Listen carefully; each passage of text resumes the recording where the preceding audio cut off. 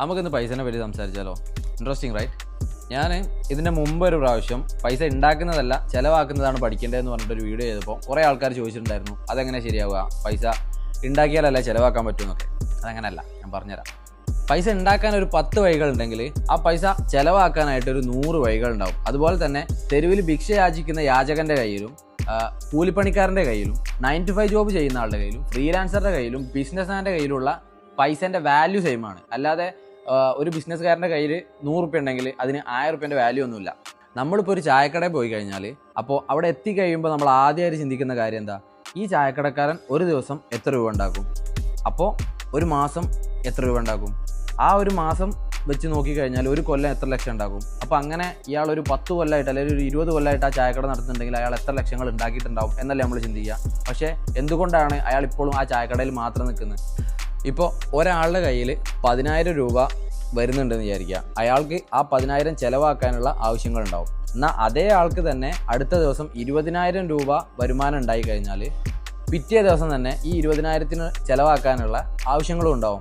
പക്ഷേ ഈ 10,000 രൂപയ്ക്ക് ജീവിച്ച് മറ്റേ 10,000 മാറ്റി വെക്കുകയോ അല്ലെങ്കിൽ ഫ്യൂച്ചറിലേക്ക് എന്തെങ്കിലും ഉപകാരപ്രദമായിട്ടുള്ള കാര്യത്തിലേക്ക് ഇൻവെസ്റ്റ് ചെയ്ത് കഴിഞ്ഞാൽ നിങ്ങൾക്കും ഫ്യൂച്ചറിൽ റിച്ച് ആയിക്കൂടെ? വരവ് കൂടുന്നതിനനുസരിച്ച് ചിലവ് കൂട്ടാതിരിക്കുക. നമുക്ക് പെർഫെക്റ്റ് ആയിട്ടുള്ള ഒരു മണി മാനേജ്മെൻറ്റ് പ്ലാൻ തന്നെ ഉണ്ടാക്കിയെടുക്കണം. ഇതുകൊണ്ടാണ് ഞാൻ ചിലവാക്കുന്നതാണ് പഠിക്കേണ്ടതെന്ന് പറഞ്ഞിട്ടുള്ളത്. കാരണം നമ്മളോട് ഇപ്പോൾ നമ്മളൊരു പൈസ ഉണ്ടാക്കുകയാണെന്നുണ്ടെങ്കിൽ ആരും പറയില്ലല്ലോ സൂക്ഷിച്ചുണ്ടാക്കണം, കൂടിപ്പോയാൽ പ്രശ്നമാണെന്ന്. പക്ഷേ ചിലവാക്കുന്ന സമയത്ത് എല്ലാവരും പറയുന്ന കാര്യമാണ് സൂക്ഷിച്ച് പണം ചിലവാക്കണം, അത് കൂടിപ്പോകരുത്. ശരിയല്ലേ?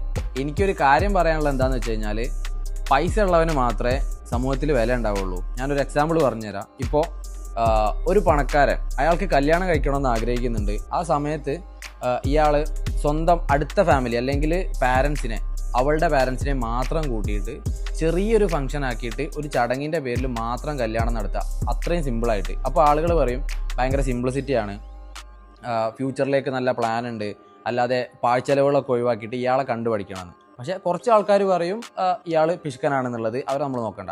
എന്നാൽ ഇതുപോലെ തന്നെ കയ്യിലധികം പൈസ ഇല്ലാത്ത ഒരുത്തനാണ് ചിലവ് ചുരുക്കി കല്യാണം നടത്തുന്നുണ്ടെങ്കിൽ ആളുകൾ എന്താ പറയുക? ദരിദ്രവാസി, ഇവൻ്റെ കയ്യിൽ കല്യാണം നടത്താനുള്ള പൈസ ഇല്ലാന്നുണ്ടെങ്കിൽ പിന്നെ എന്തിനാണ് ഇവൻ കല്യാണം കഴിക്കാൻ നിൽക്കുന്നത്? ശരിയല്ലേ?